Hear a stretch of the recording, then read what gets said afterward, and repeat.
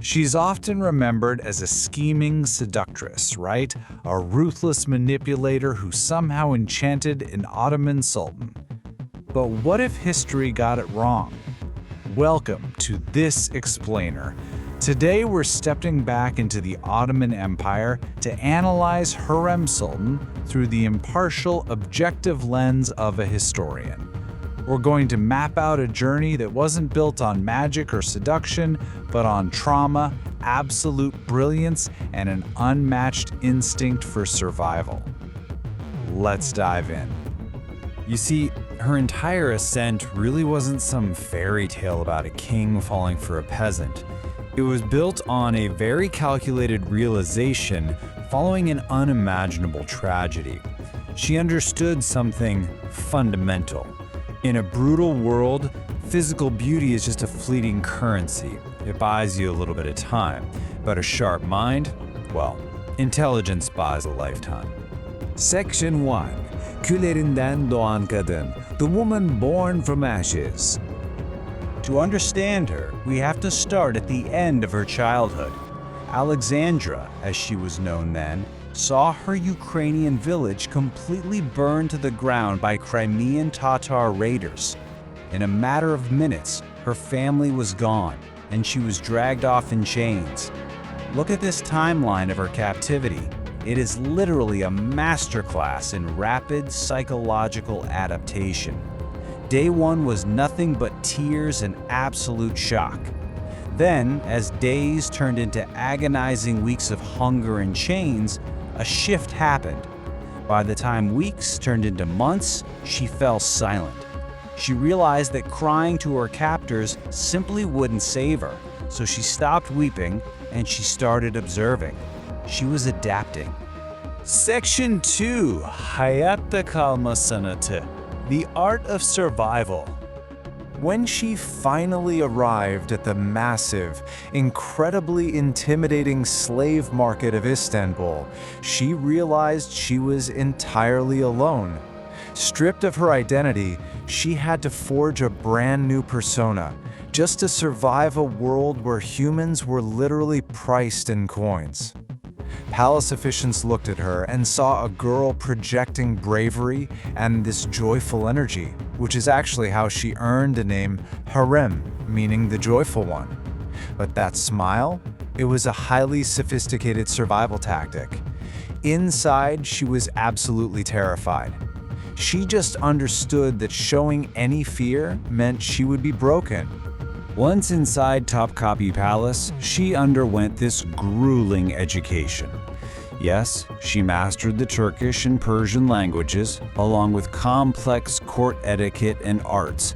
But her most lethal weapon absolutely wasn't taught in a book.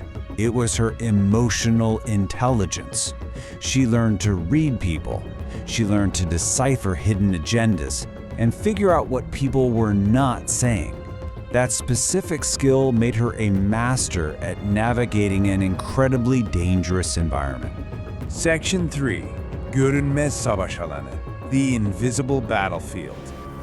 Now, the palace might have looked like a gilded paradise, but make no mistake, it was a minefield. A single misplaced friendship or a wrong glance could destroy a life overnight. So when she finally crossed paths with Suleiman the Magnificent, she didn't just see the most powerful ruler on earth. Her supreme intelligence allowed her to see the exhausted, deeply lonely man underneath the crown. She connected with that isolation. She offered him an intellectual partnership that he simply couldn't find anywhere else. And it worked perfectly. He was so utterly captivated that he secretly wrote her passionate love letters under the pen name Muhibi. But to truly understand her seemingly ruthless ambition, you have to understand the mechanics of Ottoman succession. This is crucial. There were no guaranteed rules, meaning every prince was a potential sultan, and tradition dictated the brutal law of fratricide. The winner would execute all his brothers to prevent a civil war.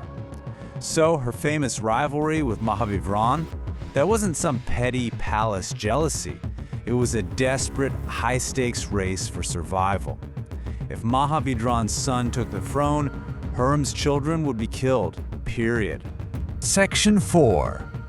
Tahtın gölgesinde. In the throne's shadow. Because of those incredibly high stakes, just being a favorite wasn't enough to protect her bloodline. She needed absolute institutional power. So she achieved what was historically unthinkable. She became the very first enslaved concubine to be freed and legally married by an Ottoman sultan. This was a massive political earthquake. It officially transformed her from a captive bought in a slave market into the ultimate political insider. As Suleiman spent years away from the capital, expanding the empire on military campaigns, Hürrem stepped right into that massive void. She naturally evolved through these steps, starting as a trusted confidant, becoming his primary diplomatic advisor, and ultimately serving as his political anchor. She managed state affairs and maintained intelligence networks via a huge volume of correspondence. She was essentially acting as a modern-day chief of staff, practically co-ruling the empire. Okay, this brings us to the darkest and definitely the most debated chapter of her life, the execution of Prince Mustafa, Mahidran's son and the favored heir to the throne. Now, as impartial observers, we really must note the fierce historical debate here. On one side, many historians point to Hürrem and her allies, arguing they influenced the Sultan with forged letters to protect her own sons. On the flip side, others argue that Suleiman, who was a ruthless and highly experienced ruler in his own right, acted entirely alone out of his own deep paranoia. Honestly, we might never know the absolute truth of what happened behind closed doors, but this single event cemented Hürrem's controversial legacy forever. Section 5. Tarihe kazınan miras. A legacy etched in history. Wielding that kind of absolute power and surviving constant life-or-death politics for decades, it took a massive, tragic human toll on her. By the end of her life, the young girl who arrived in chains bore the heavy physical marks of her intense survival. Court observers noted her silver hair and a face deeply lined with the immense exhaustion of the very power that kept her alive. Her gaze? It remained steady and sharp, for sure, but the sheer weight of carrying an empire's politics had undeniably drained her. When she passed away in 1558, the Sultan's profound grief proved that their bond had completely transcended the ruthless politics of the palace. He didn't just lose a wife, he lost his closest confidant, his absolute equal. Breaking centuries of tradition one last time, he ensured that he would be buried right beside her. So, we're left with this question: can a slave truly change the world?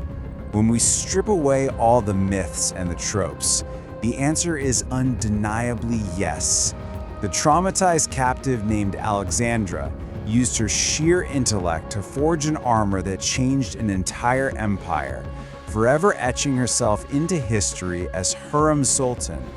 It's a timeless reminder of the absolute power of resilience and emotional intelligence. Thank you so much for joining me on this explainer, and I really hope this sparks your curiosity to dive even deeper into her incredible story.